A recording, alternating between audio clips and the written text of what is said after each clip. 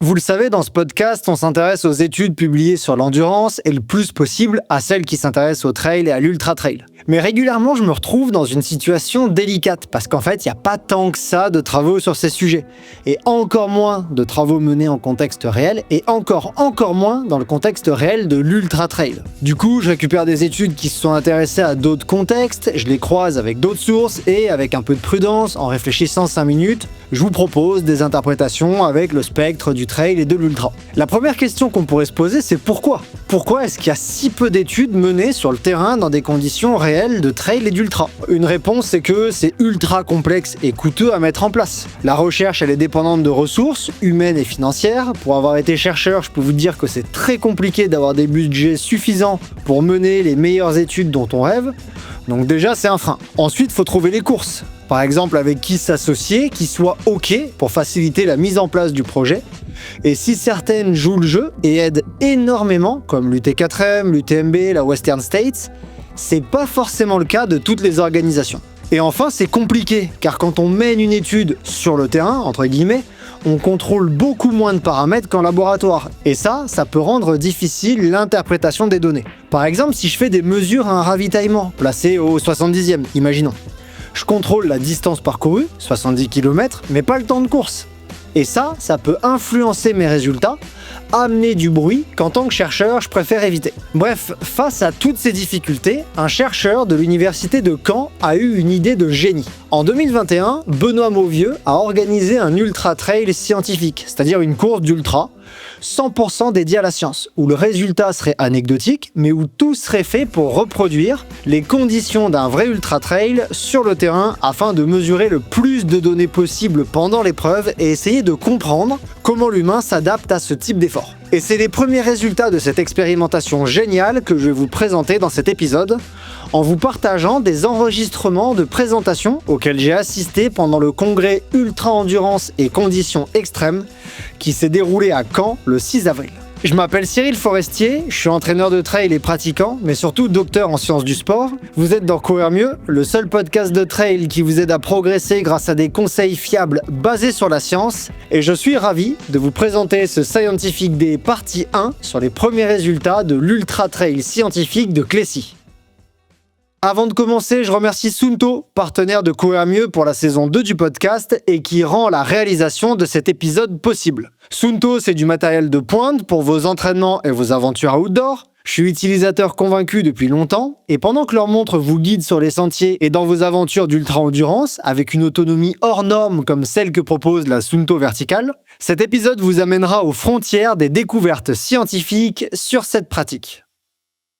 Première intervention que j'ai envie de vous proposer dans cet épisode, c'est pas des moindres. On va entendre Benoît Mauvieux, chercheur en chronobiologie et physiologie de l'exercice, mais surtout initiateur du projet Ultra Trail scientifique de Clécy. C'est lui qui a imaginé, conçu, coordonné cette aventure, hors norme, à la croisée du trail longue distance et de la recherche scientifique. Donc, ça me semblait parfaitement pertinent de commencer l'épisode avec sa communication à lui. Je vous propose juste un petit lexique avant de démarrer parce qu'il y a 2-3 termes qui sont pas forcément clairs pour tout le monde et donc les clarifier dès maintenant va vous aider à comprendre ce que Benoît raconte. In situ, c'est des études menées directement dans les conditions réelles de course, sur le terrain pendant un ultra-trail par exemple. Quand Benoît parle de pré-post, c'est un protocole classique où on mesure des variables avant un événement et après un événement, par exemple avant et après une course. Une cohorte, c'est un groupe de participants suivis pendant une étude. C'est un groupe particulier d'individus qu'on va suivre dans différentes conditions. Quand il parle de cinétique, il s'agit de l'évolution dans le temps de variables mesurées. Par exemple, si je regarde comment évolue la température corporelle pendant une durée, on regarde en fait la cinétique de la température. Et quand il parle de calibration, c'est en fait l'ajustement, la standardisation d'appareils pour mesurer, pour éviter certains biais. Dans son intervention, Benoît va répondre à des questions comme par exemple pourquoi malgré l'explosion de la pratique du trail, les études scientifiques sur l'ultra sont encore rares, quels sont les obstacles logistiques et méthodologiques pour faire de la science sur le terrain, ou encore comment est né le projet Ultra Trail scientifique de Clécy, pensé pour lever ses verrous avec un protocole inédit dans le monde du sport d'endurance. Alors voilà, nous y sommes. L'idée, donc la journée, effectivement, c'est de vous présenter les 16 équipes qui étaient présentes sur le trail de Clécy sont revenues aujourd'hui. Alors pas toutes, on aura deux présentations en vidéo de personnes qui ne pouvaient pas être là parce qu'elles sont sur d'autres congrès en parallèle. Donc, c'est de vous présenter. Puis, il n'y aura pas forcément de questions. Il n'y aura pas de questions après nos différentes présentations. Et on se retrouvera avec Cyril, qui est chercheur aussi. Et donc, on fera une grande table ronde, une sorte de grande synthèse à la fin de ces 16 présentations. Donc, on va essayer d'être assez rapide pour que ça soit assez dynamique. Alors, je vais vous présenter un petit peu l'origine de ce projet-là, d'où c'est né, comment c'est sorti de la boîte.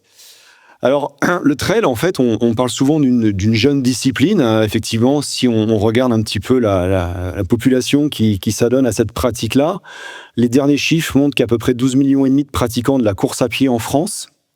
Je parle de la France. 1,5 million de pratiquants de la discipline dite trail, toutes distances confondues, dont à peu près 300 000 ultra-trailers, donc par définition des gens qui partent sur des trails de plus de 100 km. Et puis en même temps, en fait, depuis 95, il y avait 4 trails organisés en France, et alors c'est un petit peu diminué après le Covid là, mais voilà, depuis quelques années, on a à peu près entre 4200 4500 trails organisés chaque année en France. En parallèle, si on regarde un peu l'évolution de la publication scientifique, alors PubMed, c'est un peu notre Google de la science, c'est-à-dire que toutes les publications qui sont validées, qui sont reconnues, sont normalement présentes au moins dans le domaine de la physiologie. Voilà. Et donc, quand vous tapez des mots-clés comme ultra-trail, ultra-endurance ou ultra-marathon, eh bien, on dénombre depuis 1970 les premières publications. On a à peu près 1600 publications qui ont été faites sur ce domaine d'études. Et pour autant, quand on regarde depuis, sur les 5 dernières années, j'ai arrêté la bibliographie en 2024, eh bien, sur le modèle vraiment de l'ultra-trail, donc des trails de plus de 100 km, il y a seulement 23 études qui ont été faites, 23 publications sur les 1600 recensés, enfin sur les 171 travaux recensés, qui ont réussi à réaliser des études qu'on appelle in situ, c'est-à-dire aller chercher des points de mesure avant la course. Donc avant la course, c'est jamais très compliqué d'avoir des coureurs. Pendant la course, donc d'avoir des points de mesure pendant la course. Alors des fois, il y a juste un point de mesure, parfois plusieurs. Et puis après la course, voire même des fois plusieurs jours après la course. Cependant, ces différentes études, ces 23 études sur des variables pré, per et post, eh bien, sont souvent sur une variable ou un domaine d'étude. Donc je vais juste y revenir après. Et donc, sur ces 23 protocoles pré, per, post, eh bien, il y a 11 études, 11 protocoles, 11 papiers scientifiques qui ont réalisé des études sur des ultra-trails in situ, ça veut dire vraiment pendant des courses.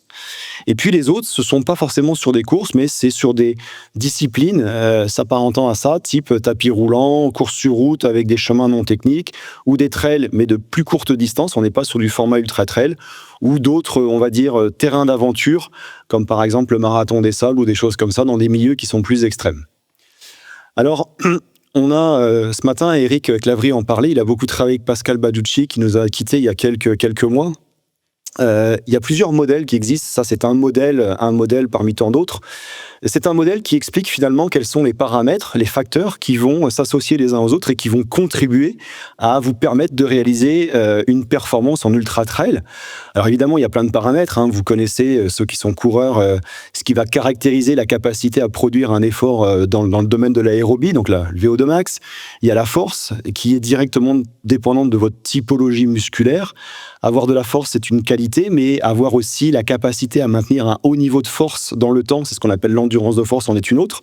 Et donc, finalement, il y a plein de paramètres comme ça qui vont tous s'associer les uns avec les autres, qui parfois vont amener une même performance avec des différences interindividuelles. Donc, il y a des qualités qui vont se compenser. Il y a des gens qui ont une plus grosse VO2, mais qui vont pouvoir, par exemple, entretenir un plus faible pourcentage de cette même VO2, etc. Donc, il y a plein de compétences qui sont assez différentes, qui compensent et qui amènent soit des différences dans la performance, soit des performances identiques avec des caractéristiques génétiques, anthropométriques, des grosses VO2, une technique parfaite, une gestion, ce qu'on appelle une stratégie de pacing, etc. Alors, ce qu'il faut comprendre en France, c'est que, en France et dans pas mal de laboratoires, nous avons tous un domaine d'expertise. Chaque laboratoire, moi je fais partie du laboratoire Vertex, mon pote Rémi Urdiel fait partie d'un autre laboratoire, et on a tous un peu un domaine d'expertise, un domaine de recherche. Et donc finalement, si je reviens un petit peu en arrière, eh bien souvent, quand je dis c'est souvent sur un domaine d'études, il y a un laboratoire qui va décider de suivre une cohorte de coureurs pendant un ultra-trail. Rémi, par exemple, avait et a toujours, depuis une quinzaine d'années, suit par exemple les variations de la vigilance, de la cognition, on va dire de la consommation des différentes siestes. Donc c'est un facteur qui explique en quoi et comment ça agit sur les paramètres. Cependant, donc chaque labo va un petit peu isoler la variable qui l'intéresse et va l'étudier sur un ultra-trail. Et moi, je trouvais un peu réducteur, justement, d'essayer d'expliquer la performance parce que les autres peuvent contribuer à ça. Les autres facteurs peuvent contribuer à la performance. Et donc, je trouvais un petit peu réducteur de ne pas pouvoir expliquer pourquoi, par exemple, il y avait une baisse de la force si on n'avait pas, en même temps, regardé comment la glycémie, elle évolue, etc. Donc, moi, je trouvais intéressant de travailler sur ce modèle-là et d'essayer, finalement, sur une même discipline, enfin, sur une même épreuve, d'aller essayer de cartographier l'évolution, la cinétique de ces différents paramètres. Alors, comme je disais tout à l'heure, techniquement parlant, il y a des études qui se font comme ça. C'est ce qu'on appelle du pré-post. On prend une coordonnée de coureurs au départ, on les voit à l'arrivée. Donc, c'est une première manière d'envisager, on va dire, le recueil de données scientifiques. Deux inconvénients. Le premier, c'est qu'en fait, la cinétique de cette variable-là, par exemple, si vous travaillez sur la force, si vous avez observé une variation de la force, il y a moins de force, il y a plus de fatigabilité pendant la course, plus de fatigue à l'arrivée. Donc on se dit, bon, c'est normal, ça a baissé de 30%, mais vous avez absolument aucune idée de la forme de la courbe. Est-ce que c'est une est-ce que la fatigue, elle a évolué de manière linéaire? Est-ce que finalement, elle a chuté très rapidement dès le départ et puis ensuite, on a géré le fond de la cuve? Est-ce que finalement, ça baisse et puis à la fin, avec l'euphorie un petit peu de l'arrivée, par exemple, Rémi, c'est ce qu'il avait observé de temps en temps, à 10 bornes de l'arrivée, les gars, ils étaient dans des scores nuls. Et puis avec l'euphorie de l'arrivée, on avait parfois des scores qui étaient même mieux qu'au départ. Donc en fait, c'est assez réducteur. Et puis la deuxième raison, c'est sur ces protocoles-là, celui qui va abandonner au milieu de la course, on ne le voit pas à l'arrivée.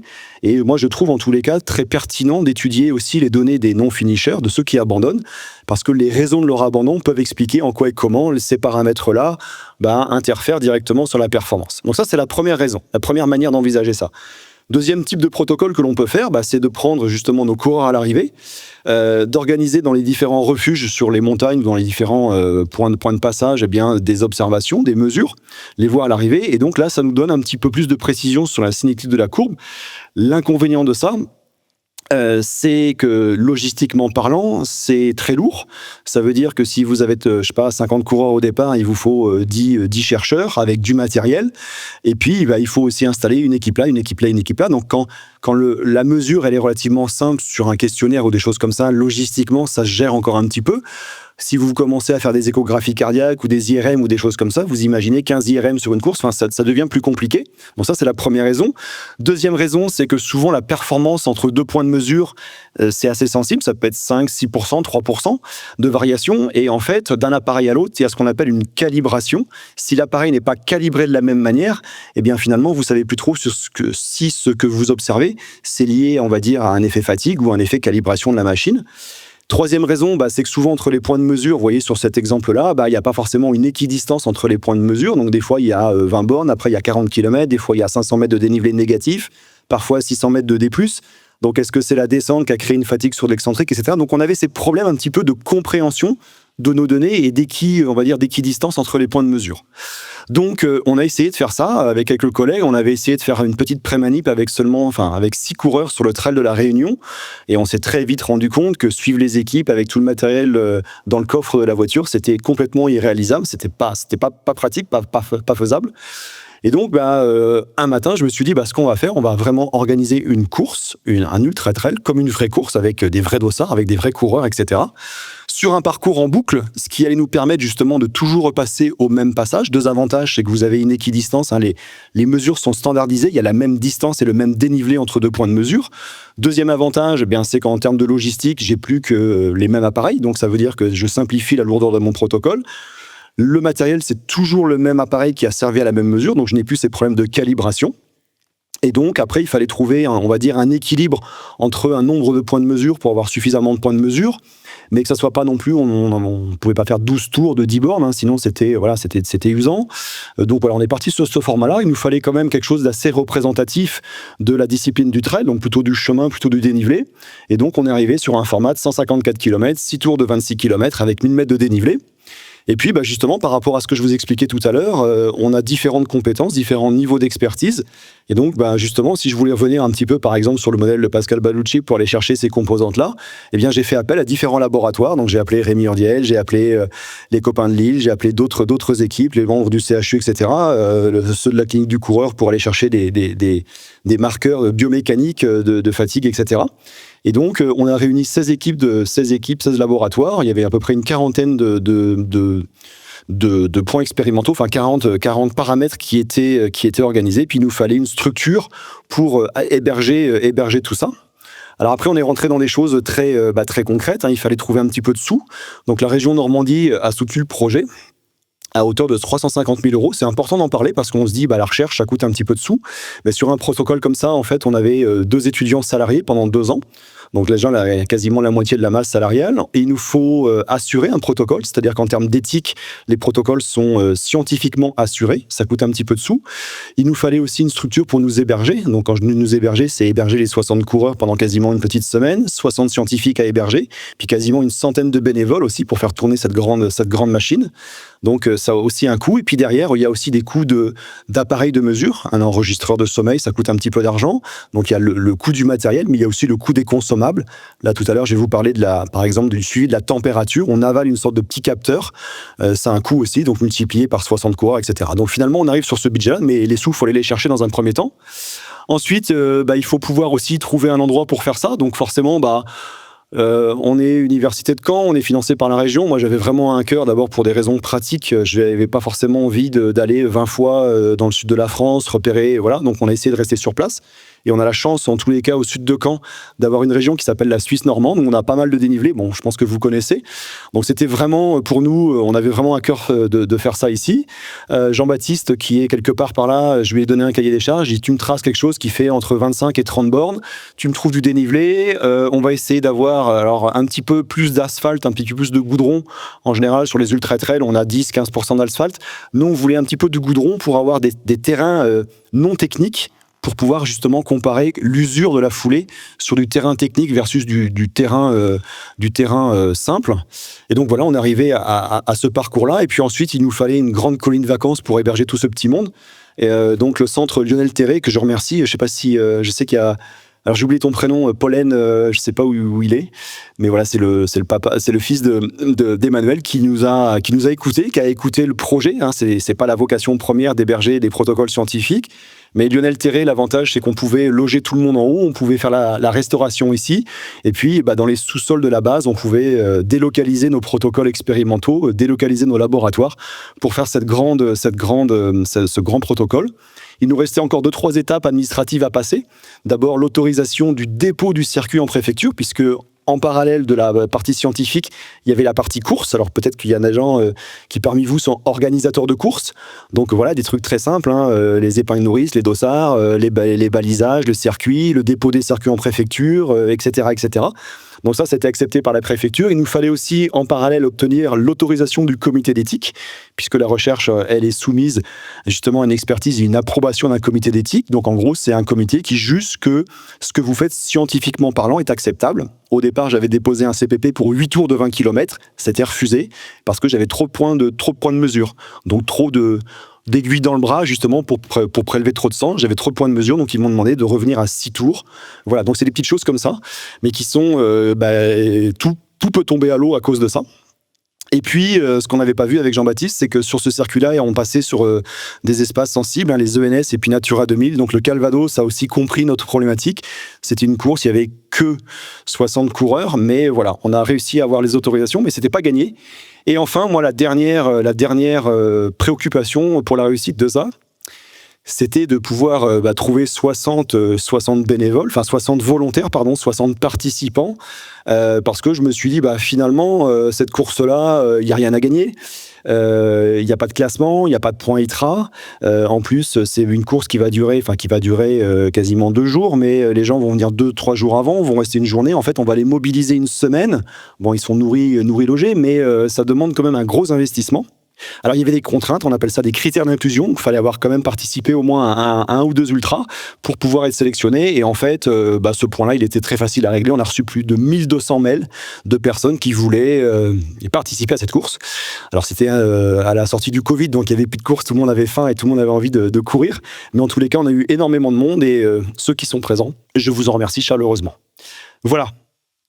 Bon, ce que Benoît nous a dit, en fait, c'est qu'il y a trop peu d'études qui s'intéressent vraiment au trail ultra en conditions réelles. Seulement 11 études in situ depuis les années 70, souvent focalisées sur un seul facteur isolé. Le projet de Clécy, il est né d'une envie de croiser les expertises pour comprendre la performance dans toute sa complexité, où le plus de paramètres possibles ont été mesurés ensemble. L'enjeu, ça a été de concevoir une course scientifique sur mesure, avec un parcours en boucle, des points de mesure standardisés et une logistique optimisée pour rendre les données comparables et riches scientifiquement. Maintenant qu'on a compris le contexte grâce à Benoît, je vous propose de passer à Anh Phong Nguyen, un chercheur belge en biomécanique et clinicien de formation, kiné du sport, qui représentait dans ce congrès la clinique du coureur, qu'il ne me semble pas nécessaire de présenter. Je pense que tout le monde voit ce que c'est que la clinique du coureur. Avant de commencer, je vous propose un petit lexique de certains termes un peu complexes qu'il peut utiliser pour clarifier ses propos. Quand Anh Phong parle de cinématique, en fait, il parle de l'étude du mouvement sans s'intéresser aux forces, donc juste comment on bouge. Par exemple, la cinématique de la cheville, c'est comment une cheville bouge pendant un mouvement.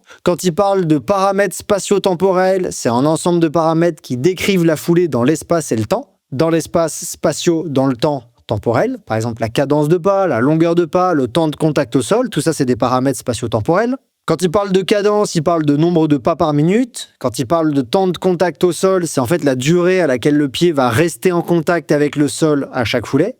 Et quand il parle de raideur de la jambe, c'est en fait la capacité du membre inférieur, donc de la jambe par exemple au niveau du mollet, à absorber de l'énergie élastique quand on pose le pied, puis à la restituer, cette énergie élastique, à l'impact. Anh Phong, il va répondre à des questions comme comment évolue la technique de course pendant un ultra de 150 km. Est-ce qu'on change d'appui, de cadence? Est-ce que certains paramètres comme le temps de contact au sol ou la cadence peuvent signaler une fatigue, voire un risque d'abandon? Ou encore, est-ce qu'on peut à terme mieux personnaliser l'entraînement et la prévention des blessures en analysant ces données spécifiquement?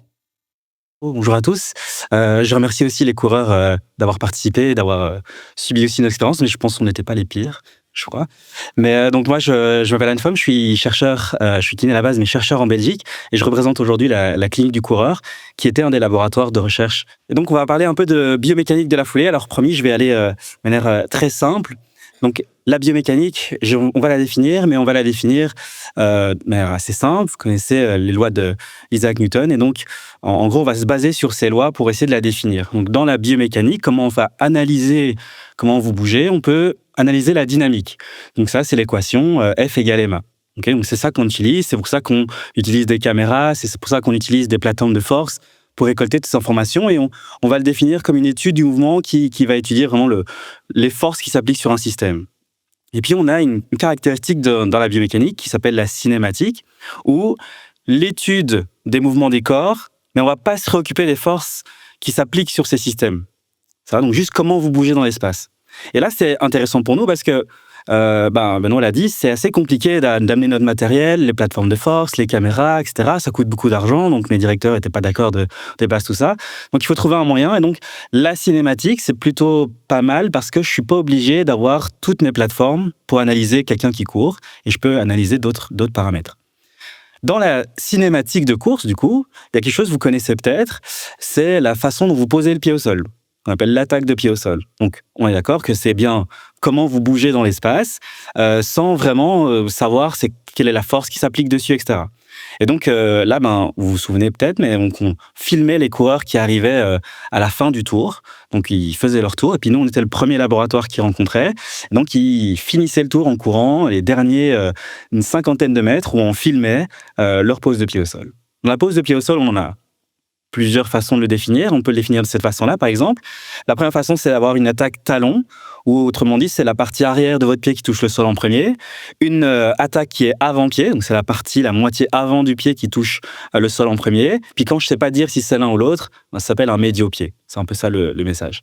On peut même aller calculer l'angle du pied par rapport au sol, ce qu'on appelle le foot strike angle. Donc vous voyez ici qu'on a des petites mesures où on arrive à venir mesurer l'angle entre un pied et un sol. Puis on a d'autres caractéristiques, etc. C'est un peu plus complexe à travailler. Et ça nous a pris un petit peu de temps après le trail pour valider d'ailleurs nos mesures.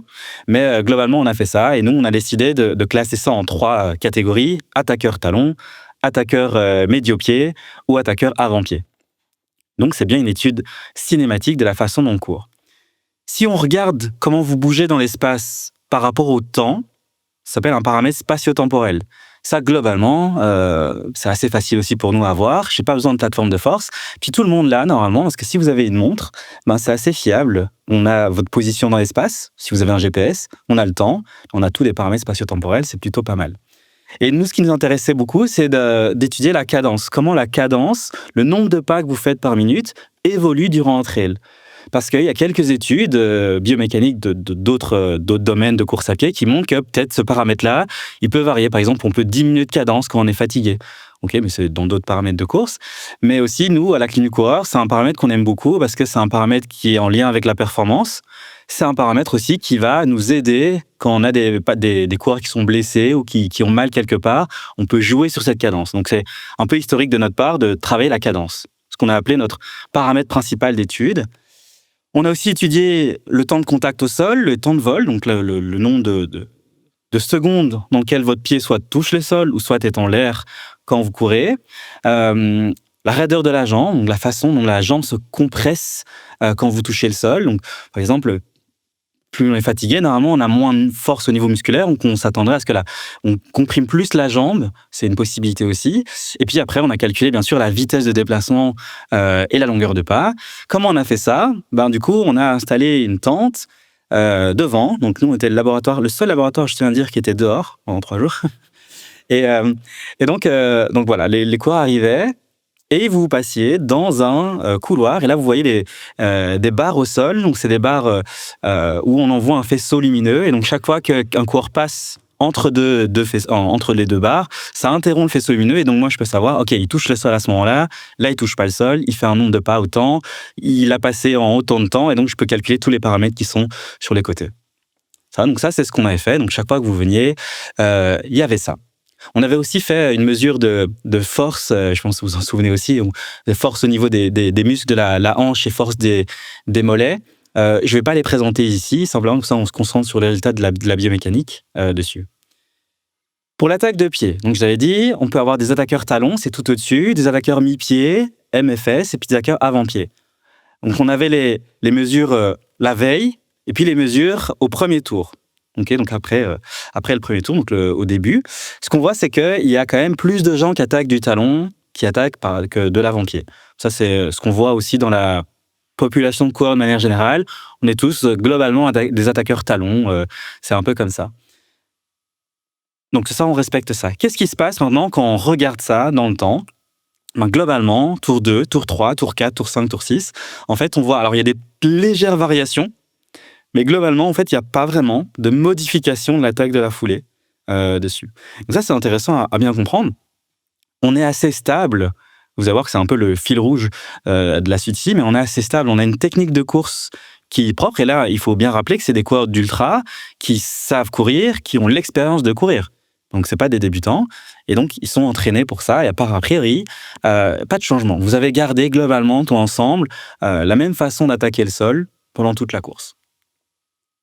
Pour la cadence, qui était mon autre paramètre, ce qu'on peut regarder là, par contre, c'est un tout petit peu différent, mais vous avez une cadence qui est ici, au-dessus de 175 pas par minute en moyenne, là-dessus pour le premier tour. Puis on voit que ça se dégrade un petit peu, légèrement. C'est assez léger, hein. On perd 5, 6, 10 max pas par minute, jusqu'au 3e tour. Donc globalement, ça veut dire, tiens, dans les 2-3 premiers tours, on a pris un petit peu d'appréhension. Selon les symptômes qu'on a, selon la fatigue, etc., on a une petite diminution de la cadence. Ça, c'est ce qu'on observait dans les autres études avant aussi. Par contre, on est aux alentours du 50e kilomètre là. Après, c'est stable. Pourtant, il me semble qu'après 4 tours, 5 tours, 6 tours, il me semble, vous étiez quand même fatigué, hein, on peut le dire aussi un peu. Mais par contre, vous avez gardé la même cadence à partir du 50e kilomètre jusqu'au 156e kilomètre. C'est-à-dire qu'il y a un moment quelque chose qui fait que on peut stabiliser cette partie-là. Si je regarde dans les autres paramètres de course aussi, alors c'est un peu barbare là comme graphe, mais ce qu'on va juste concentrer, c'est que chaque ligne, c'est un paramètre biomécanique spatio-temporel, et que je retrouve aussi ce schéma dans les 3 premiers tours, j'ai une petite dégradation ou adaptation, on va dire ça comme ça, c'est une adaptation de la façon de courir. Par exemple, on augmente légèrement, c'est la ligne tout en haut, le temps de contact au sol. Donc, mon pied touche le sol un peu plus longtemps. Et ça, c'est ce qu'on observe jusqu'au 3e tour. Mais après, encore une fois, du 50e au 156e kilomètre, on devient stable. Ça, c'est quelque chose. Donc, on voit ces 2 stades-là que je voyais avec la cadence, qu'on voit aussi avec d'autres paramètres spatio-temporels, qu'on ne voyait pas avec l'attaque de pied au sol. Ça, c'est un peu tous les paramètres. Chaque point, c'est un coureur. Et je vous montre la cadence. Et à travers le temps, si je ne prends pas les tours, si on regarde vraiment le temps qui a été mis pour faire la course, donc ça, c'est ce qu'on appelle une régression linéaire. Mais globalement, la cadence est assez stable. Il n'y a pas de dégradation majeure dans l'ensemble, là-dessus ici. Et si on regarde ceux qui ont terminé la course versus ceux qui n'ont pas terminé la course, on voit que les 2 lignes sont très proches l'une de l'autre. Il n'y a pas de différence statistique, anecdote. Donc, ça veut dire que votre façon de courir avec la cadence ne pas dire si tu vas finir ou tu ne vas pas finir la course. Alors, il y a d'autres paramètres aussi comme ça, mais il y a un paramètre qui est ressorti, c'est le temps de contact au sol. Donc, je vous ai dit tout à l'heure, plus la course évolue, plus je touche le sol légèrement. Donc, j'augmente légèrement mon temps de contact au sol, en particulier jusqu'au 3e tour, puis jusqu'à la fin, ceux qui ont fini. C'est ce que je vois aussi ici. Donc, ça veut dire que la ligne, elle monte. Donc, on voit que plus le temps de course augmente, plus j'ai un temps de contact au sol qui augmente un peu. Et ce qui m'intéresse ici, et ce qu'on va aller développer plus loin encore après avec les équipes et avec Benoît, c'est que là, il y a une petite différence, vous voyez, entre les gens qui finissent la course en vert et les gens qui finissent pas la course en rouge. Donc finalement, on pourrait estimer qu'il y a des intérêts à aller checker un petit peu, tiens, est-ce qu'on pourrait dire à quelqu'un sur sa façon de courir, il y a quelque chose, peut-être que tu as mal, peut-être qu'il y a plus de fatigue, peut-être qu'il y a quelque chose d'autre que les autres laboratoires ont vu. Il faudra collecter les données là-dessus, mais tiens, là, il y a quelque chose qui diverge entre quelqu'un qui a fini la course et quelqu'un qui n'a pas fini la course. Donc ça nous intéresse là-dessus. Qu'est-ce qu'on peut retenir là-dessus? Donc, fondamentalement, les ultra-trailers qui étaient entraînés ont une technique de course qui est assez stable. C'est ce qu'on a écrit dans le livre aussi, c'est-à-dire, en fait, vous avez été préparé à courir un ultra-trail, et la preuve en est, vous avez une façon de courir qui peut être maintenue dans le temps, malgré la fatigue. Les changements, s'il y en a, sont principalement dans les premiers kilomètres, donc une adaptation par rapport à l'épreuve, et puis après, vous allez rentrer dans votre zone de confort, entre guillemets, biomécanique, et qu'il y a des potentielles variations techniques qui pourraient s'observer entre des finishers et des non-finishers. Si je vais un peu plus loin, ça pourrait me dire, tiens, est-ce qu'on ne pourrait pas voir les gens qui sont mal entraînés, peut-être leur donner d'autres conseils, peut-être voir quelqu'un qui a une douleur qui ne le dit pas, mais qu'on peut l'observer. Donc ça, c'est beaucoup d'hypothèses, beaucoup de si, mais en tout cas, ça réveille beaucoup de questions chez nous, les chercheurs et les cliniciens. Merci beaucoup. Bon alors, qu'est-ce qu'on peut retenir de cette intervention de Han Fong? Pour moi, c'est que la technique de course, elle reste étonnamment stable chez les ultra-trailers entraînés. Que ce soit l'appui au sol ou la cadence, il n'y a pas en fait de gros changements majeurs qui sont observés, en dehors d'une légère adaptation au tout début de la course. Ensuite, c'est que le temps de contact au sol, il semble augmenter avec la fatigue, notamment chez les non-finishers, ce qui en fait un paramètre potentiellement intéressant pour détecter une dégradation plus ou moins prononcée de l'état physique des coureurs. Et ensuite, moi j'ai le sentiment que cette étude, elle ouvre des pistes pour le futur. En fait, si on croise ces données avec d'autres paramètres, dont je vais vous parler dans quelques instants, enfin pas moi, les communicants, on pourrait peut-être mieux comprendre certaines causes d'abandon, voire anticiper des signaux pour adapter la stratégie de course et éviter l'abandon quand il y a plusieurs marqueurs qui sont en fait en train de se dégrader. Et d'ailleurs, son intervention, elle rejoint pas mal la littérature. Je me rappelle en particulier d'une étude sur la Western States qui avait fait un travail similaire, et qui montrait que globalement, les coureurs attaquaient pour la plupart talons, et que ceux qui attaquaient le plus avant-pied avaient une légère tendance en fin d'ultra à attaquer plus talons, mais qu'en fait c'était minime. Globalement, la foulée, elle changeait peu. D'ailleurs, je crois que Marlène Giandolini, elle a publié une étude avec des résultats similaires, mais je suis pas sûr, je voudrais pas dire de bêtises. Bon, passons à la communication suivante, celle de Cassandra Parent. Alors Cassandra, elle n'était pas vraiment présente le jour du congrès, mais elle a transmis une vidéo, sa communication sous le format vidéo. Elle est doctorante à l'Université de Lille, encadrée par Elsa Eman, et elles sont spécialisées en physiologie et nutrition de l'exercice, et plus particulièrement de glycémie à l'effort. Toute cette équipe, elle s'est intéressée à un aspect souvent négligé en ultra, c'est-à-dire comment le taux de sucre dans le sang évolue pendant et surtout après une course d'ultra trail. Quelques termes clés avant de rentrer dans le vif du sujet. Déjà, la glycémie, qu'est-ce que c'est? C'est la concentration de glucose dans le sang. Hyperglycémie, hypoglycémie, c'est quand la glycémie, le taux de glucose dans le sang, il devient trop important par rapport à certaines normes ou pas assez important par rapport à certaines normes. Un capteur de glucose en continu, c'est en fait un petit dispositif qui est posé sur la peau avec un petit filament qui passe dans le compartiment sanguin et qui permet de mesurer la glycémie 24 heures sur 24 tout le temps que ce capteur est posé. Quand on parle de résistance à l'insuline, c'est une perte d'efficacité de l'insuline pour faire rentrer, pour stocker le glucose dans les cellules, par exemple dans le foie. Et quand elle parle de créatine kinase, CPK et de LDH, c'est des marqueurs sanguins de dommages musculaires, d'inflammation, de dommages musculaires surtout, qui montrent que par exemple vos muscles ont beaucoup travaillé. Cassandra, elle va répondre à des questions comme « Est-ce que l'intensité de la course influence la glycémie, le taux de glucose dans le sang ? Pourquoi est-ce que la glycémie après course reste élevée pendant plusieurs jours, même au repos, alors que l'effort est terminé ? Ou est-ce que ces variations sont préoccupantes pour la performance et la santé sur le long terme ? » Bonjour à tous, donc nous sommes Elsa et Cassandra et nous nous intéressons à la physiologie de l'exercice et plus particulièrement aux excursions glycémiques lors de l'activité physique chez des personnes vivant avec le diabète de type 1.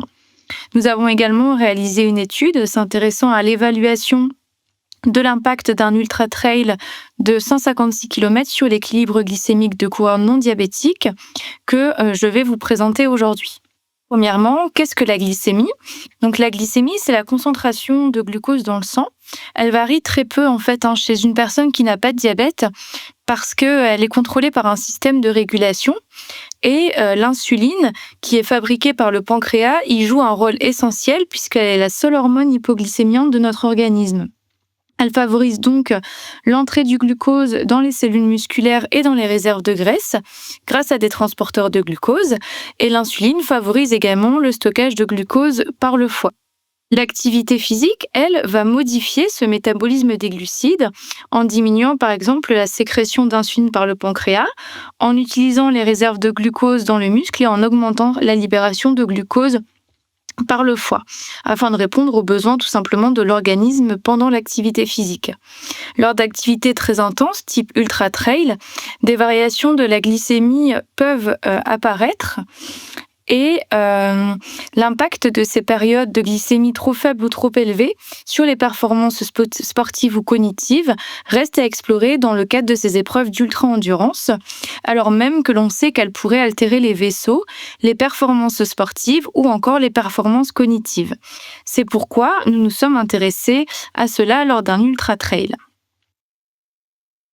Contextualiser un petit peu notre étude, de nos jours, les épreuves d'ultra-endurance sont de plus en plus populaires et le glucose étant un substrat fondamental pour la contraction musculaire, on a plusieurs équipes qui ont étudié la glycémie au cours d'épreuves d'ultra-endurance de plusieurs jours. Elles s'intéressaient soit à la course à pied, soit au triathlon sur des durées d'une journée à plusieurs jours. Parmi ces études, la quasi-totalité ont relevé la glycémie grâce à des prises ponctuelles à des moments isolés et ces études ont des données divergentes quant à l'évolution de la glycémie au cours de l'exercice. Soit on n'avait pas de variation significative de la glycémie lors de la course, ou bien une augmentation de la glycémie entre le début et la fin de la course. Et donc c'est pourquoi il nous semble important de mesurer la glycémie en continu lors de ce type d'épreuve. Et à notre connaissance, il y a seulement 2 études dans lesquelles les coureurs ont porté un capteur de glucose en continu pendant la course. Donc pour ces 2 études, juste pour information, le capteur était porté uniquement pendant la course et donc on n'a pas accès aux données de récupération et les résultats donnent uniquement accès à la glycémie moyenne et non au temps passé à des valeurs hautes ou basses de glycémie, alors même que cette glycémie moyenne est influencée par ces valeurs hautes ou basses de glycémie.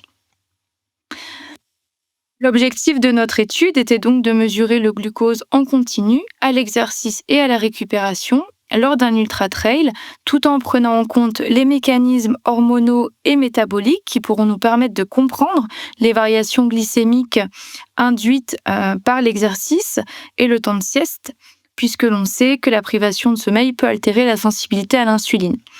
En plus des mécanismes, il sera aussi intéressant de voir l'impact de ces variations glycémiques sur la performance sportive et la vigilance. En ce qui concerne la méthodologie, pour réaliser cette étude, on a 55 coureurs qui ont participé au trail scientifique de Clécy, qui est un trail de 156 km composé de 6 boucles identiques de 26 km. Ce trail regroupait 11 équipes de recherche travaillant dans des domaines différents et nous composions l'équipe glycémie. Nous avons donc posé à chaque coureur un capteur de glucose en continu la veille du départ de la course et ils ont gardé ce capteur jusqu'à 10 jours post-course pour analyser à la fois les données de course et les données de récupération. Pendant la course, à la fin de chaque boucle, chaque coureur se rendait au centre scientifique où avait lieu l'ensemble des mesures des 11 équipes. Pour notre étude, nous avons sélectionné des paramètres d'intérêt que vous pouvez trouver ici dans le cercle orange. Nous avons ensuite réalisé des analyses statistiques afin de voir l'impact de certains paramètres d'intérêt sur les glycémies ou bien pour voir l'impact des glycémies sur des paramètres comme la performance ou la vigilance. Donc pour revenir rapidement sur ce capteur de glucose dont je vous parle depuis le début de la présentation, vous trouverez juste ici donc le capteur de glucose qui possède un petit filament qui va rentrer sous la peau et le tout permet la mesure du glucose en continu. Le capteur mesure la concentration de glucose dans le liquide interstitiel, donc c'est le liquide qui entoure les cellules de l'organisme, et vous pouvez voir juste ici que le filament passe sous la peau et baigne dans le liquide interstitiel. Concernant les résultats de cette étude, il n'y avait pas d'influence du stress psychologique initial, du temps de sieste, des caractéristiques des participants ou encore du statut de finisher. Si on regarde les résultats pendant la course, on remarque que lorsque les athlètes courent à une intensité maximale, le temps passé en hyperglycémie augmente. Donc bien sûr, les coureurs n'étaient pas à intensité maximale sur l'entièreté de la course, mais sur ces portions-là, on observe un effet sur la glycémie. On peut d'ailleurs observer cela sur les graphiques où l'on voit par exemple sur les 3 premiers tours que lorsque le pourcentage de temps passé à une fréquence cardiaque maximale augmente, donc ici en noir, l'indice de glycémie haute, HbGI, augmente également. Donc dans ce cas, on peut suggérer une implication des catécholamines et notamment de l'adrénaline que vous devez sûrement connaître et qui va aussi ici augmenter la production hépatique de glucose. Si l'on s'intéresse à la récupération, les résultats montrent que le temps passé en hyperglycémie est bien supérieur à pendant la course et surtout par rapport au repos, et ce pendant 48 heures de récupération. Lorsque l'on regarde les résultats de certains dosages sanguins que nous avons réalisés, notamment la lactate déshydrogénase et la créatine phosphokinase, donc qui sont des marqueurs des dommages musculaires, on remarque également qu'ils restent très élevés au moins pendant 24 heures de récupération. Cela pourrait donc nous amener à penser que les dommages musculaires pourraient être impliqués dans la résistance à l'insuline post-exercice lors de ce type d'épreuve, ce qui expliquerait en partie l'hyperglycémie retrouvée en récupération, puisque s'il y a une résistance à l'insuline, l'insuline ne peut plus jouer son rôle hyperglycémiant correctement et la glycémie augmente. Donc, en conclusion, pendant la course, bien que lorsque les coureurs accélèrent, le temps passé en hyperglycémie peut augmenter à cause des catécholamines, il reste que par rapport au repos, il n'y a pas plus d'hyperglycémie, ni d'hypoglycémie d'ailleurs. Après la course, en revanche, et ce pendant 48 heures, on a bien présence d'une hyperglycémie par rapport au repos, probablement liée à l'inflammation qui découle des dommages musculaires, puisqu'on sait que l'inflammation est un facteur très important d'insulinorésistance. Et ce risque hyperglycémique de récupération est à prendre en compte lors d'exercices d'ultra-endurance répétés, car on a certaines études qui montrent que cela pourrait impacter la santé vasculaire des coureurs. Je vous remercie pour votre attention. Alors, qu'est-ce qu'il y a à retenir de cette intervention ? Tout d'abord, moi je trouve que c'est pendant la course, les épisodes d'hyperglycémie, ils apparaissent en fait quand les phases sont les plus intenses. Il n'y a pas de dérive majeure globalement et les coureurs expérimentés, ils semblent mieux réguler leur glycémie en course. Après, ce qui a été montré Après la course, au repos, c'est intéressant ce qu'il montre. On observe une hyperglycémie persistante pendant 48 heures, qui est probablement liée à l'inflammation et au dommage musculaire qui génère une résistance temporaire, qui revient à la normale, à l'insuline. Donc tous les résultats que Cassandra vient de nous montrer, ils soulignent l'importance de prendre en compte la récupération glycémique après un ultra, voire d'adapter son alimentation pendant les 48 heures qui suivent un ultra, surtout en cas d'épreuve rapprochée, peut-être pour s'adapter au fait qu'il y a une certaine résistance à l'insuline chez les personnes qui ont couru vraiment longtemps. J'imagine que des travaux qu'ils vont mener avec son équipe d'ici quelques années vont permettre d'encore plus creuser ces questionnements, et peut-être qu'il faudrait que je fasse un épisode là-dessus d'ailleurs. Et là, on vient de parler de gestion de la glycémie et d'ultra-endurance. Et pour la gérer, cette glycémie, pendant qu'on court, comme elle l'a dit Cassandra, faut bien s'alimenter. Et ça, c'est la bonne occasion pour vous parler d'un partenaire de cette saison 2 du podcast Courir Mieux, Wise. Wise, c'est une marque créée par et pour des ultra-trailers avec une exigence forte sur la fonctionnalité sur le terrain. Leur dernier produit, le Cuissard Half Tight, a été pensé pour répondre aux besoins réels des coureurs en ultra, notamment le transport de la nutrition pendant l'effort. Le Cuissard Half Tight, c'est une poche nutrition sur la hanche pour accéder à un gel par exemple, une poche arrière adaptée à une flasque de 500 ml et une poche téléphone sur la cuisse bien plaquée pour pas bouger. Il est conçu avec des matières confortables, un poids plume de 85 grammes et des finitions laser pour éviter les frottements. C'est donc un cuissard pensé pour courir loin, longtemps, avec par exemple la nutrition nécessaire à ce type d'effort. Je vous invite à le découvrir sur le site de Wise, le lien est en description, et maintenant je vous propose qu'on retourne à ce congrès sur l'ultra-endurance et on va parler un peu de psycho. Parce qu'en fait, la prochaine intervenante, c'est Elsa Goffard. Elle est étudiante en master de psychologie à Lyon et elle s'est penchée sur un aspect parfois négligé mais fondamental de la performance en ultra-trail, la psycho et la pleine conscience. Loin d'être un simple effet de mode, ce concept, qui vient plutôt de la méditation, s'invite de plus en plus dans le sport de haut niveau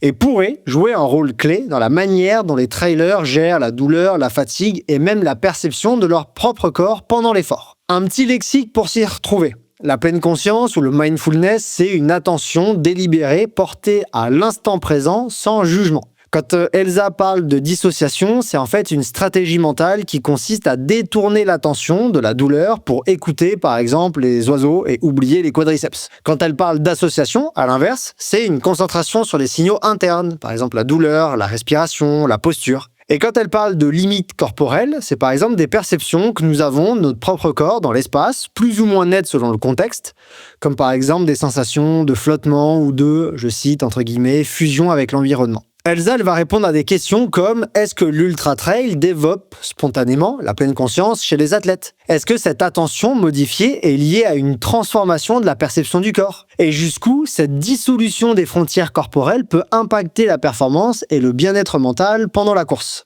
Je vous propose qu'on l'écoute. Bonjour à tous, je me présente, je suis Elsa, je suis étudiante en master de psychologie à Lyon. Donc, je suis très impressionnée d'être ici parce que c'est la première fois que je réalise une communication orale lors d'un congrès.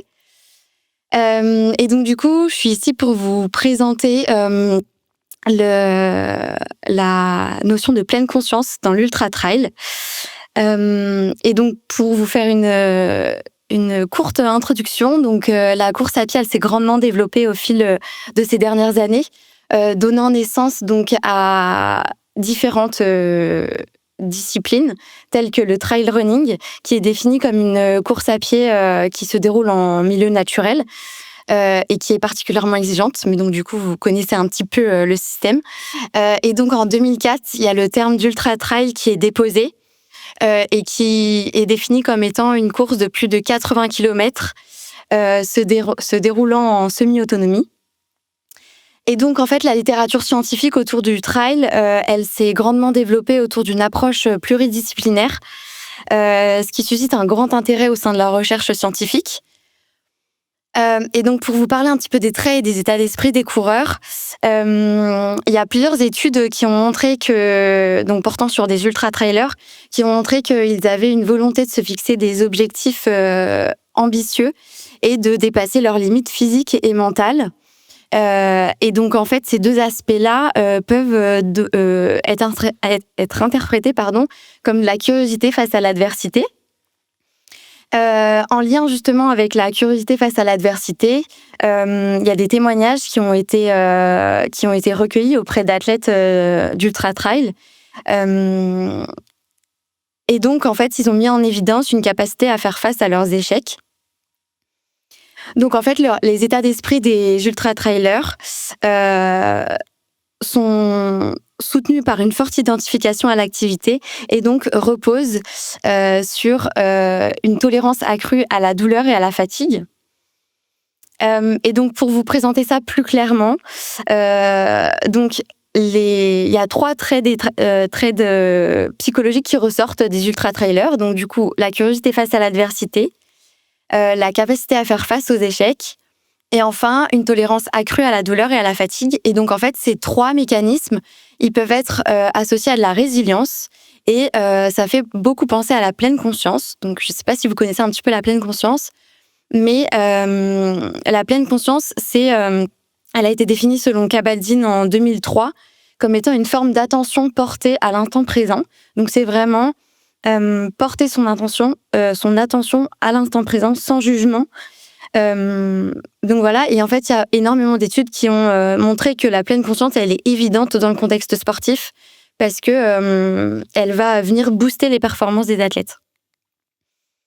Et donc justement, en parlant de pleine conscience, qui est donc une stratégie mentale développée par les ultra-trailers, avant que le modèle de pleine conscience soit intégré, il y a 2 stratégies mentales principales. Donc, vous avez d'un côté l'association qui en fait permet donc de porter son attention vers soi. Donc, on oriente son attention sur soi, sur ses signaux somatiques, donc les douleurs, etc. Et de l'autre côté, vous avez la dissociation. La dissociation, donc, c'est c'est orienter son attention vers l'extérieur, donc vers l'environnement, donc faire attention au bruit de la nature pour justement éviter de ressentir ces douleurs, etc. Et donc, vous l'aurez compris, ces 2 stratégies mentales sont opposées. Et donc, en fait, c'est là qu'intervient la pleine conscience, puisque elle est vraiment à mi-chemin entre ces deux stratégies, dans le sens où, en fait, elle considère l'attention comme un processus flexible et non comme une opposition entre soit on oriente son attention sur soi, soit on oriente son attention à l'extérieur. Donc, en fait, en cultivant cette attention délibérée et sans jugement, donc en cultivant cette pleine conscience et donc en faisant un focus sur l'attention flexible et non plus sur soi ou sur l'environnement, les athlètes vont alors pouvoir percevoir leurs sensations corporelles avec acuité et avec détachement. Et donc, de ce fait-là, ils vont pouvoir percevoir un changement de perspective sur eux-mêmes. Et donc, on peut le voir avec une échelle d'Embrun et ses collaborateurs, où tout à gauche, vous avez donc une dissolution complète des frontières corporelles, et à droite, vous avez des limites très marquées des frontières corporelles. Et donc, en fait, Ataria et ses collaborateurs ont fait une expérience avec un méditant expert. Donc, il avait plus de 20 000 heures de méditation. Et en fait, lui, il a observé une dissolution de ses frontières corporelles à force de méditer. Donc, vous l'aurez compris, la course à pied, elle va amener à un état d'esprit particulier qui va entraîner de la pleine conscience. Donc, nous, dans notre étude, c'était surtout ça qu'on voulait remarquer, qu'on voulait observer. Donc, voir si l'ultra-trail entraîne une augmentation de la pleine conscience. Et donc, indirectement, si l'ultra-trail entraîne aussi une dissolution des frontières corporelles chez les athlètes. Et enfin, presque logiquement, on s'attendait donc à ce que la pleine conscience et les limites corporelles s'influencent entre elles. Donc, concernant notre méthodologie, pour vous présenter très brièvement, donc évidemment, tous nos participants ont été recrutés sur le Trail de Clécy en 2021. On en avait donc 55 à la base, mais nous, on a pris que les 36 participants qui ont terminé la course. Et donc, ils ont rempli des questionnaires avant et après leur course. Donc, pour vous présenter les résultats, on a bien obtenu une augmentation significative de la pleine conscience après l'ultra-trail. Ensuite, on a aussi remarqué une diminution des frontières corporelles chez les athlètes. Et enfin, on a bien obtenu également une interaction entre les limites corporelles perçues et la pleine conscience.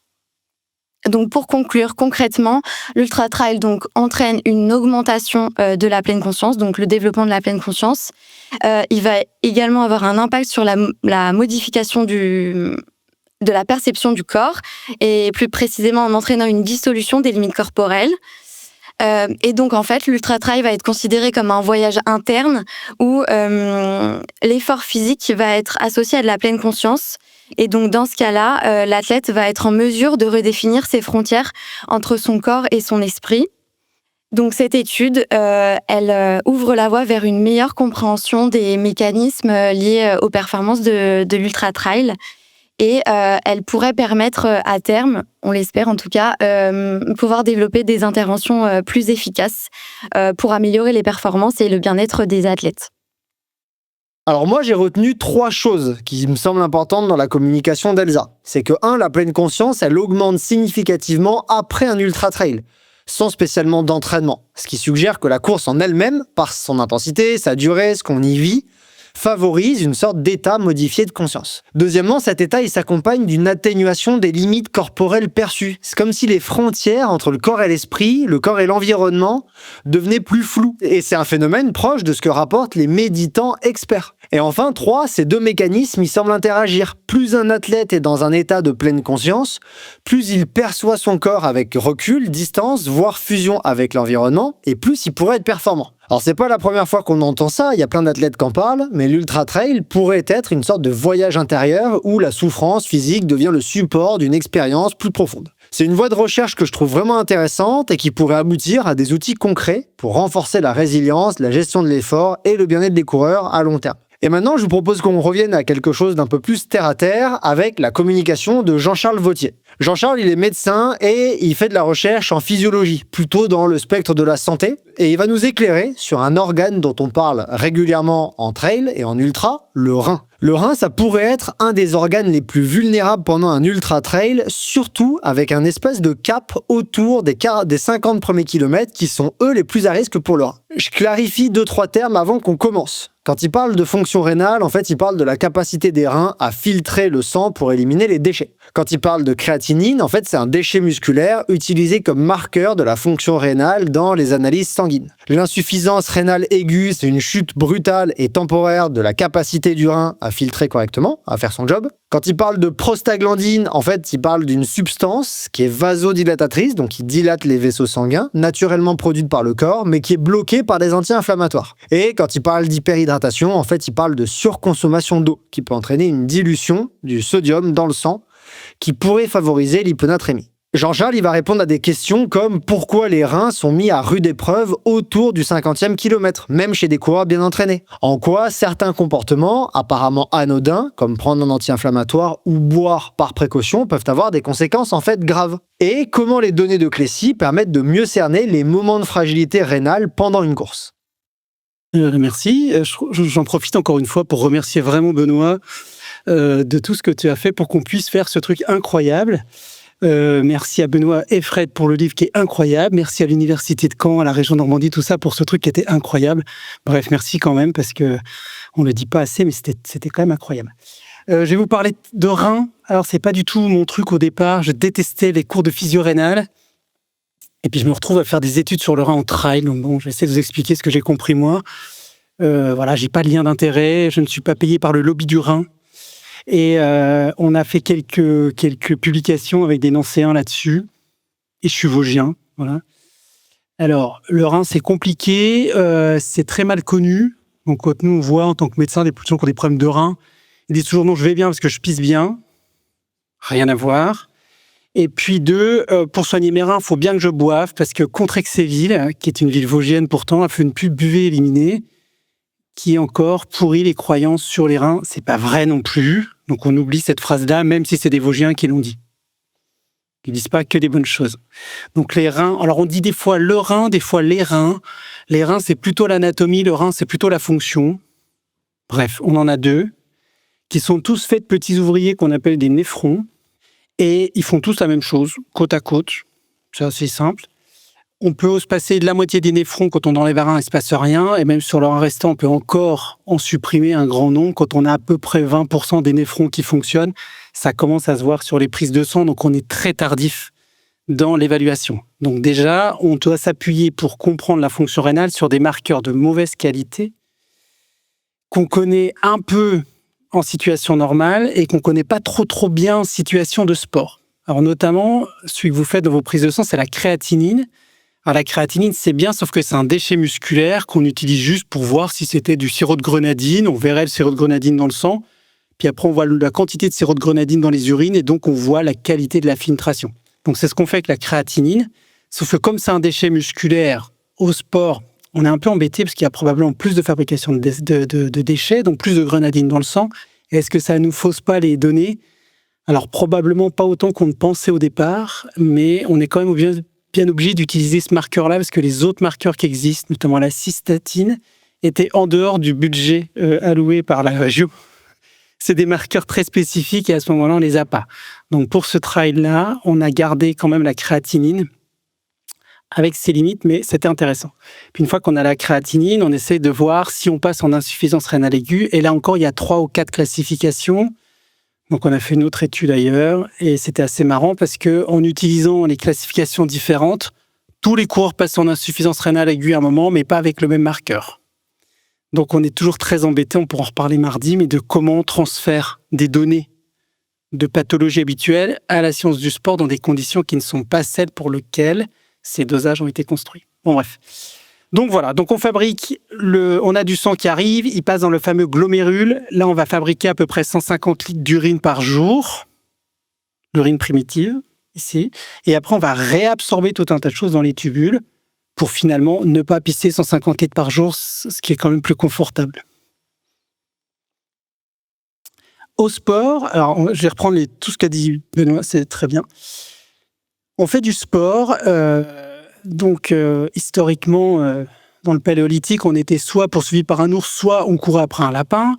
Et donc, il fallait s'adapter très vite. Et donc, au sport, on a tendance à sacrifier sa vascularisation digestive. Le cerveau, on en a quand même un peu besoin, même quand on fait du trail. Le cœur, il faut bien qu'il tourne. Les muscles, ils nous aident à bouger. Et la peau, le débit sanguin vasculaire change totalement à l'effort pour se refroidir. Donc, la peau est un organe majeur à l'effort. Et donc, qu'est-ce qu'on va faire? On va sacrifier les viscères, le tube digestif. Vous avez remarqué que vous avez moins de salive, que l'estomac, ça passe moins, qu'on digère moins dans un premier temps. Et puis, les vaisseaux rénaux vont se serrer. C'est une réaction sympathique. C'est le nom du nerf. C'est pas parce que n'est pas sympa du tout, mais et donc on va plutôt sacrifier. On va avoir un débit de filtration qui va se limiter parce qu'on a une constriction vasculaire au niveau des reins. Évidemment, en fonction des conditions climatiques, de ce qu'on boit, de ce qu'on mange, de son pacing de course, ça peut changer tout un tas de choses, mais globalement, on essaye de s'équilibrer comme ça. Donc, on sacrifie les reins dans un premier temps. Alors, on avait quand même déjà un certain nombre de données avec des études qui étaient faites post-course. Alors, en marathon, les gens abîmaient franchement leur fonction rénale et nous, en trail, avant-après, on était plutôt bien, quoi. Donc, on était super contents. On disait, ouais, les gens qui font de la route, ils se mettent en danger. Nous, les trailers, on est vraiment des gens qui se protégeons. Alors, en fait, pas tant que ça. La règle des 50 km, on l'a vu tout à l'heure avec Anne Fonck, je crois. On a quand même l'impression qu'on a besoin de ce temps-là pour s'adapter, quoi. Les 50 premiers kilomètres, on passe à l'effort. Et après, il y a une espèce d'homéostasie d'effort. On retrouve une espèce d'équilibre qui se crée après les 50 km. Et donc, même à Clécy, autour des 50 km, c'est là que finalement, il y a la plus grosse vulnérabilité rénale, on va voir après sur les chiffres, avec cette adaptation vasculaire qui fait qu'au 50e, on n'est pas bien. Donc, si on dose au 50e, que ce soit sur un marathon, sur un ultra-trail, on s'expose à cette adaptation vasculaire. Jusqu'ici, tout va bien, c'est de la physiologie. On s'adapte.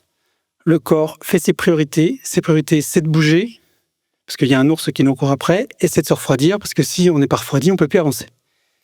Et donc ça, c'est la première phase.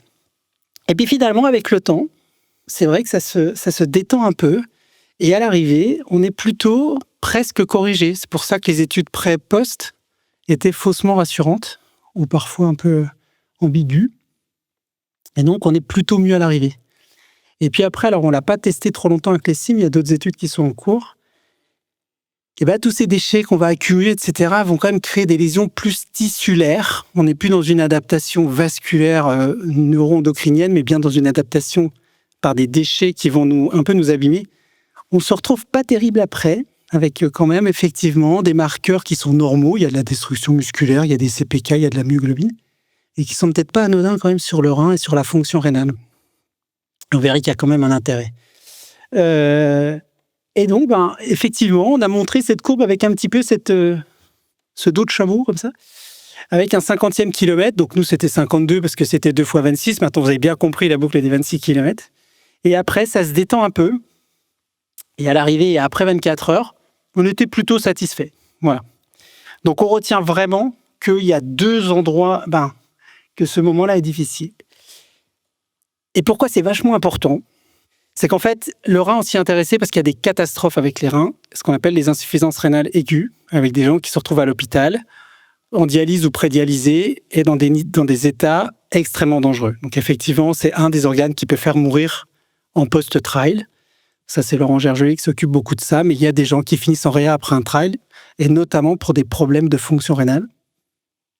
Et en fait, ça vient parce que dans ce moment des 50e kilomètres, si on a un perturbateur complémentaire, un médicament, on sacrifie tout ça. Alors effectivement, le rein, il est mal vascularisé, mais le corps répond. Il va sécréter des prostaglandines qui vont redilater les vaisseaux pour redonner quand même une vascularisation rénale. Ces prostaglandines, c'est la cible des anti-inflammatoires. Et donc, on casse le système de rétrocontrôle adaptatif qui fait qu'on ne peut pas le faire. Et donc, je ne sais pas comment le dire. Je saute à chaque fois que je vois des trailers devant moi, je saute à pieds joints. Ne prenez pas d'anti-inflammatoires, ne prenez pas d'anti-inflammatoires, ne prenez pas d'anti-inflammatoires. Pas pendant, pas avant et probablement pas après non plus. Parce que finalement, on va se rendre compte que la vulnérabilité rénale, elle dure plus longtemps que la course. Donc ne touchez pas à ça. Si vous voulez faire ce genre de sport et pas avoir de courbatures, faut changer de sport. Mais c'est pas une bonne idée. On est un peu embêté avec d'autres médicaments plus nécessaires au système cardiovasculaire, des gens qui courent en étant malades parce qu'ils ont une hypertension, etc. Va falloir qu'on réfléchisse à comment adapter les médicaments des malades qui courent. Mais en tout cas, les anti-inflammatoires, c'est pas possible. L'autre perturbateur, c'est l'hydratation inadéquate. On peut être parfois déshydraté. À la limite, c'est un moindre mal, mais l'hyperhydratation est une catastrophe. Le rein se trouve intoxiqué par la quantité d'eau qu'il ne peut pas gérer dans ces circonstances-là. Et donc, ce qui se passe, c'est qu'on se dilue complètement. On a trop d'eau, on gonfle. Et ça, au niveau cérébral, c'est une catastrophe, avec des épisodes confusionnels, etc. et des morts. Tous les ans, il y a des morts parce qu'on boit trop. Donc, on boit à la soif et on ne prend pas d'anti-inflammatoire.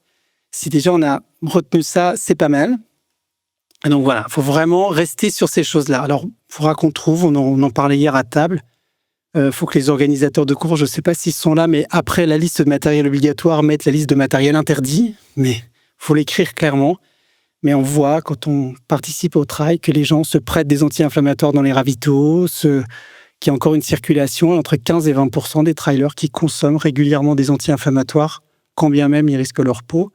Et donc, grâce à Clécy, on a quand même bien identifié que même dans ces courses de trail, même quand l'intensité est moindre, il y a quand même cette adaptation qui fait que autour du 50e kilomètre, quand le corps passe vraiment en ultra, souvent les trailers ils disent ça, ils disent voilà, j'ai fait les premiers kilomètres et maintenant je passe en mode ultra.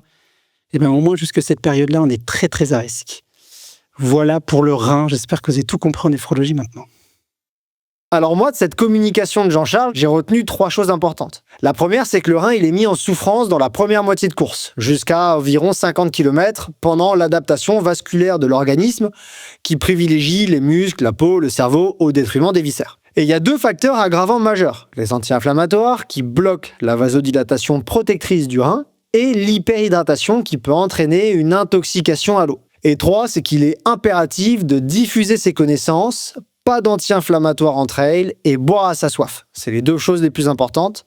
Et c'est une vraie éducation que les coureurs doivent commencer à s'intégrer dans le cerveau parce que c'est trop méconnu. Je vous propose maintenant qu'on passe à la communication d'Isabelle Longispire. Elle est podologue du sport depuis plus de 30 ans, habituée des ultra-trails, et elle était présente pendant toute l'épreuve de Clécy pour s'occuper des pieds des coureurs entre les boucles. Isabelle, elle est Isabelle, elle est allée assez vite à l'essentiel. Pas de graphique, pas de stats, mais une intervention terrain, précise, concrète, avec des outils clés en main, sur les soins en urgence, en plein effort, plutôt des pieds. Isabelle, elle va répondre à des questions comme comment traiter rapidement et efficacement une ampoule ou un hématome sous un ongle pendant un ultra sans compromettre la course. Pourquoi le choix des chaussures et des chaussettes, il est essentiel et pourtant parfois négligé. Et elle va également partager quelques petits gestes simples en amont pour éviter les problèmes pendant un ultra.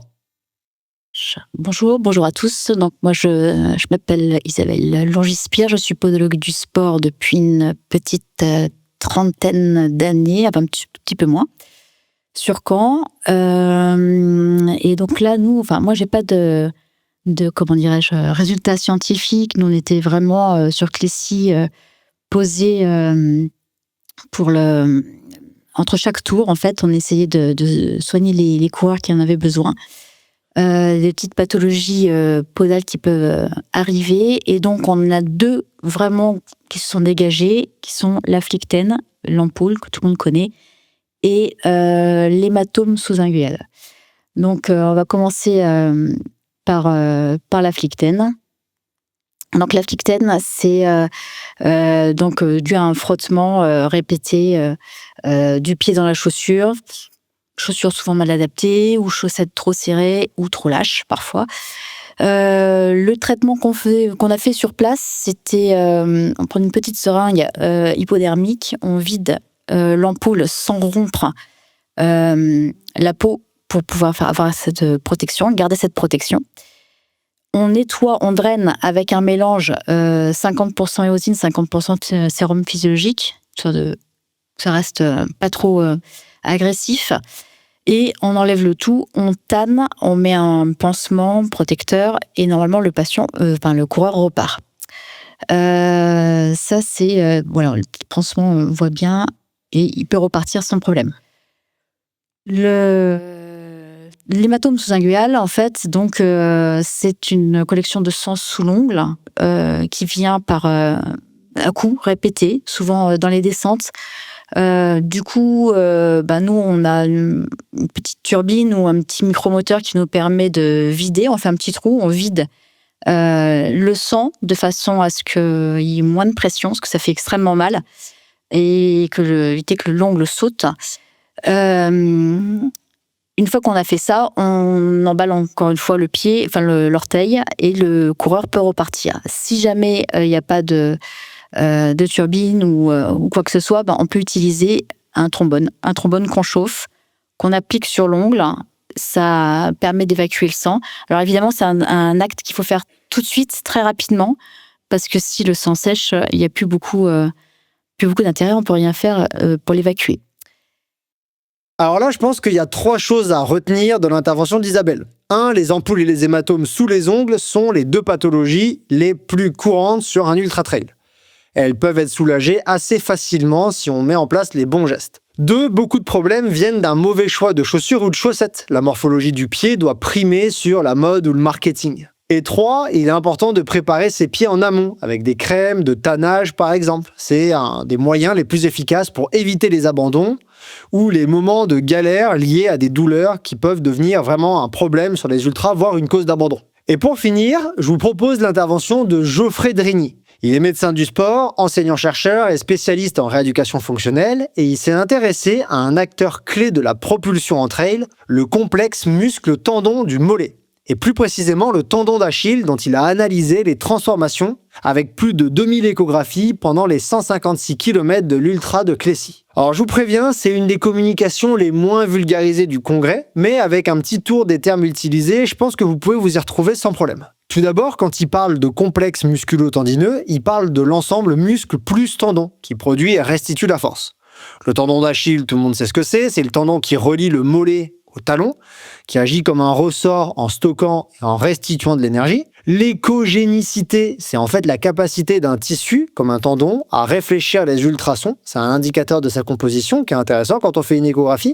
Quand il parle de mécanotransduction, c'est la transformation d'un stress mécanique en adaptation biologique.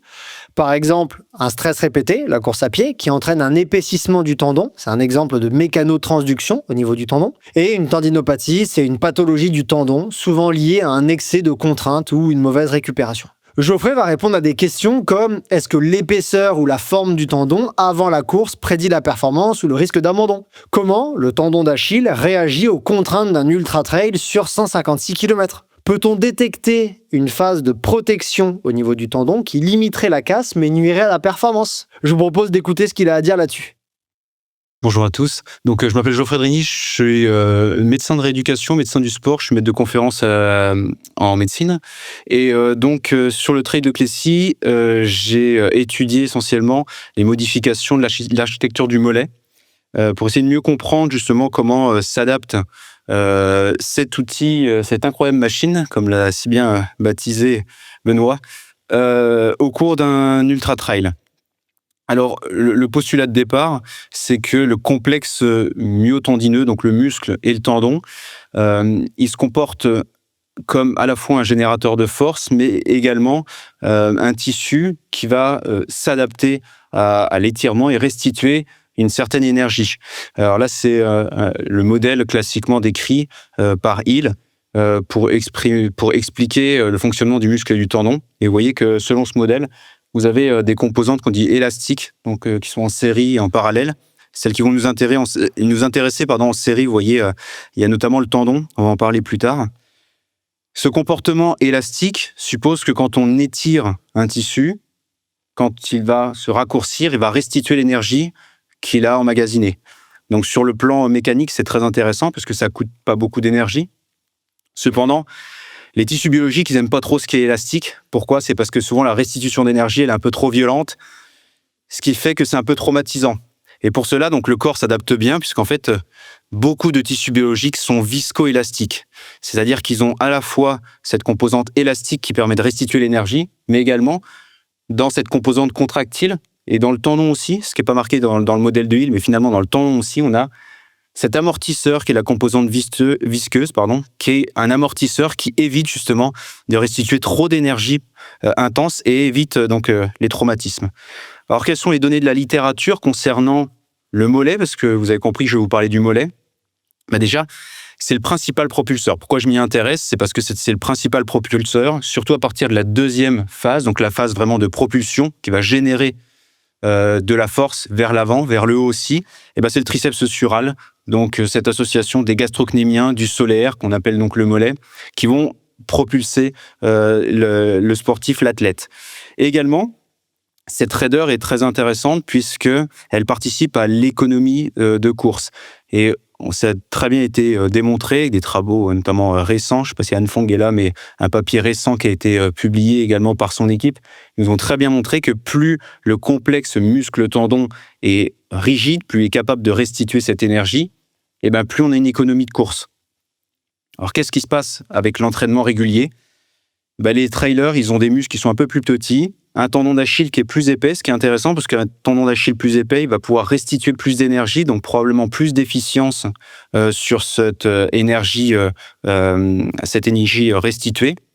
Par contre, des fois, l'épaississement du tendon d'Achille, c'est aussi le synonyme de la tendinopathie, de la tendinose, donc probablement de quelque chose de pathologique. Qu'est-ce qui se passe après une sortie? Un effet aigu après une séance de course à pied, une course avec des études qui sont plutôt courtes, qui vont jusqu'au marathon, très peu aller au-delà du marathon, qui montraient qu'on a une diminution transitoire des paramètres de raideur qui n'est pas impactée par le dénivelé. Et puis en ultra, par contre, ce qui a tendance à être démontré, c'est que le corps va privilégier la protection. C'est un peu ce qui a été dit et puis ce qui a été montré sur beaucoup de protocoles lors de Clécy, c'est qu'au bout d'un moment, le corps il se met en sécurité et on est plutôt sur la deuxième partie de course sur un mode de protection. Donc la question qui se posait, c'est quelle est la cinétique de modification de l'architecture du mollet au cours d'une épreuve d'ultra-endurance comme le ultra-trail, et est-ce que c'est associé avec des performances de course? Alors, je ne sais pas s'il y avait des trailers qui ont participé, donc je pense que oui, vous devez vous en souvenir. J'étais à côté de l'équipe de cardiologie, plus de 2000 échographies réalisées. Donc on a fait découpe du gastrocnémien. Alors là, ce que vous voyez, c'est une coupe du gastrocnémien, c'est le gastrocnémien médial, où on a mesuré donc ce qu'on appelle l'angle de pénation, c'est l'angle formé entre les fascicules et puis l'aponévrose profonde du muscle, l'épaisseur du muscle, et puis la longueur du muscle avec une acquisition panoramique pour mesurer la longueur du muscle gastrocnémien. Ce qu'on a fait également, c'est acquisitions sur le tendon d'Achille, donc on a mesuré à la fois donc l'AST, donc c'est l'aire de section transversale du tendon d'Achille, et puis l'échogénicité. L'échogénicité, si vous êtes familier tant soit peu avec l'échographie, vous savez que ça nous restitue une image en gradient de gris. Et donc, plus c'est foncé, plus c'est hypoéchogène. Et ce qui est hypoéchogène, souvent, c'est l'eau. Ce qui est hyperéchogène, au contraire, ça va être des tissus qui vont renvoyer de l'ultrason, donc qui vont renvoyer de l'écho. Et souvent, c'est ce qui est plus solide. Donc, on a analysé cette échogénicité aussi.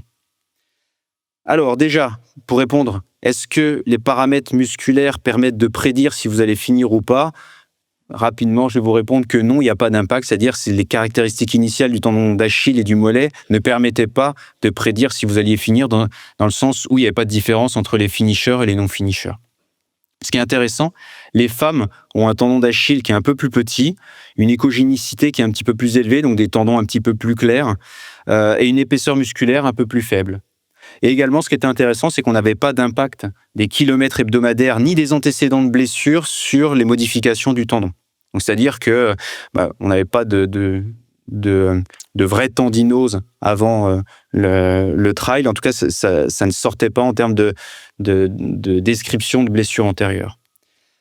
Les résultats principaux de cette étude, c'est de dire qu'en fait, c'est principalement le tendon d'Achille qui s'est modifié, avec une modification qui s'est faite en 2 temps, et 2 temps qui sont assez intéressants, puisque dans un premier temps, vous avez une diminution de l'aire de section du tendon d'Achille, donc un tendon d'Achille qui va devenir plus petit pendant les premiers 52 km, puis jusqu'au 156e, au contraire, un tendon d'Achille qui va avoir tendance à prendre du volume.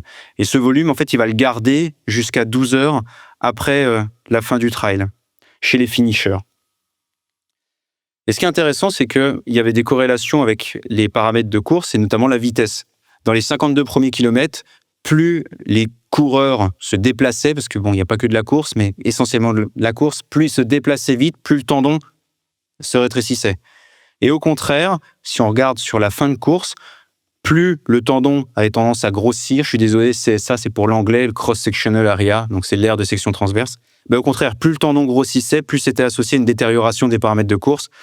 Donc, moins de vitesse, un temps de vol qui était diminué, un temps de marche qui était plus important par rapport au temps de course. Donc finalement, un tendon qui grossissait lorsque les paramètres de course s'altéraient.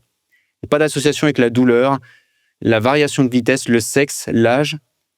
Donc, c'est-à-dire que ce n'était pas associé aux symptômes, mais véritablement aux données de performance.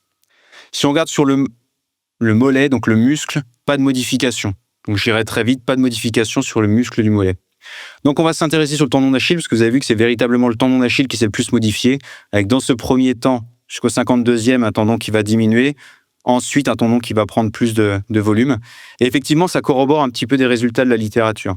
Pourquoi ? Parce que, en fait, lorsqu'il est soumis à un stress, le tendon, il va se réorganiser un petit peu avec son collagène à l'intérieur qui va se réaligner, des forces de compression qui vont chasser l'eau en dehors du tendon, des forces de traction qui vont chasser également l'eau. Et donc, effectivement, ce tendon qui va rétrécir, et ce qui peut mettre un peu de stress sur les ténocytes, donc les cellules du tendon, et donc être vulnérable, en tout cas vulnérant, et créer de la tendinopathie. Donc, qu'est-ce qui se fait, le corps ? Le corps, il s'adapte, ce qu'on appelle la mécanotransduction. Mécanotransduction, c'est comment on transfère un phénomène mécanique en une adaptation biologique. Et effectivement, quand on a un phénomène de stress au niveau du tendon, le tendon, il a des sucres complexes qui vont avoir tendance à récupérer l'eau, garder l'eau à l'intérieur du tendon pour éviter justement que le tendon se comporte trop comme un élastique et qu'il soit vulnérable sur les structures osseuses, etc. Donc finalement, qu'est-ce qui se passe? Sur cette deuxième partie de course, le tendon va récupérer de l'eau, probablement dans un premier temps simplement en augmentant cette capacité à conserver l'eau. Dans un second temps, générer un petit peu ces sucres qui vont permettre de conserver l'eau à l'intérieur du tendon. Et donc, effectivement, ça réduit le stress tendineux. Donc, ce qui se passe dans cette deuxième partie de course, c'est pas vraiment quelque chose de performance, mais c'est plutôt quelque chose de protection, puisque probablement, ça va réduire les propriétés mécaniques et augmenter le coût énergétique de la course. Mais le corollaire de ça, c'est d'éviter les blessures et d'éviter justement d'entraîner des pathologies tendineuses. Évidemment, ça a des limites, cette étude. Pourquoi? On s'est intéressé à l'architecture du muscle, c'est-à-dire ce qu'on voit en échographie. Ça ne reflète pas exactement ce qui se passe à l'intérieur du tendon et encore moins ce qui se passe à l'intérieur des fibres tendineuses. Donc, qu'est-ce qui se passe véritablement à l'intérieur? Ça, on ne le sait pas. C'est un suivi longitudinal, mais pas continu, c'est-à-dire on a mesuré tous les 52 km, mais on n'a pas mesuré tout ce qui se passe pendant la course. On a mesuré l'impact sur la vitesse, mais est-ce que c'est véritablement la vitesse ou est-ce que c'est plutôt la transition course vers la marche? C'est-à-dire, est-ce que c'est simplement la modification du pattern de marche versus course qui change le mollet ou est-ce que c'est véritablement la vitesse? Et puis, on a vu une corrélation, mais quel est le sens de cette corrélation? Est-ce que c'est parce que le tendon a plus de volume, qu'il est moins efficace, qu'on va moins vite ou est-ce que c'est parce qu'on va moins vite que finalement, le tendon va s'adapter et va grossir? Pour l'instant, c'est pas évident, ce sens de corrélation. Mais ce qui est vraiment intéressant, c'est que c'est la première étude en situation de course qui corrobore des résultats fondamentaux de mécanotransduction, c'est-à-dire d'adaptation du tendon en deux phases. Au début, il va souffrir un peu, il va augmenter son stress, et puis dans un second temps, il va s'adapter pour éviter justement de créer de la tendinopathie. Donc voilà. Donc pour finir, c'est un article qui a été publié dans le Journal of Applied Physiology, que vous pourrez retrouver en accès libre. Il y a principalement ce résumé que vous pourrez retrouver. Et donc, je vais remercier les co-auteurs, donc Benoît, Corentin, Marion et moi-même, qui ont participé à ce travail. Alors moi, qu'est-ce que je retiens de cette intervention? Un, c'est que le tendon d'Achille, il réagit en deux temps. D'abord, il rétrécit dans la première moitié de la course, puis il grossit dans la seconde moitié de la course, qui est une phase de protection, probablement pour amortir les chocs et éviter les lésions. 2, cette prise de volume au niveau du tendon, elle est corrélée à une baisse de performance. Plus il gonfle, plus la vitesse diminue et plus le coureur marche au lieu de courir. C'est pas douloureux, mais c'est un signe d'adaptation à la fatigue. Et 3, ces résultats confirment que le tendon est une structure vivante, intelligente, qui s'adapte à l'effort prolongé, mais ça a un coût. Un tendon protecteur, est moins performant et peut signaler que l'organisme lève le pied pour préserver l'intégrité du système locomoteur. Voilà, c'est tout pour ce premier épisode sur les résultats de l'Ultra Trail scientifique de Clécy. Tout d'abord, je remercie For Endurance, mon partenaire nutrition qui soutient la saison 2 du podcast Courir Mieux. For Endurance, c'est un ensemble de produits énergétiques de qualité que j'utilise personnellement et dont plusieurs gammes sont composées en respectant les recommandations de la science. Et comme on a parlé Ultra Trail, je vous invite cette semaine à découvrir les Energy Unigel de Endurance, saveur tropicale avec 45 grammes de glucides pour 75 grammes de produits, un ratio maltodextrine fructose de 1,08 qui est parfait pour les efforts longs. Vous retrouverez le lien vers ce produit en description de l'épisode. Je remercie également à nouveau les 3 autres partenaires qui rendent cette saison 2 possible, Gollum, Suunto et Wise. Si cet épisode vous a plu, je vous invite à le partager au maximum autour de vous, sur les réseaux par exemple, ça m'aidera beaucoup. La semaine prochaine, on met de côté un petit peu la science et on va s'intéresser au terrain avec un nouveau Courir Mieux rencontre, où je recevrai Vincent Bouillard qui nous donnera sa vision de l'entraînement pour l'Ultra Trail. Mais d'ici là, n'oubliez pas que selon Edwards Deming, sans donner à l'appui, nous ne sommes qu'une personne de plus avec une opinion.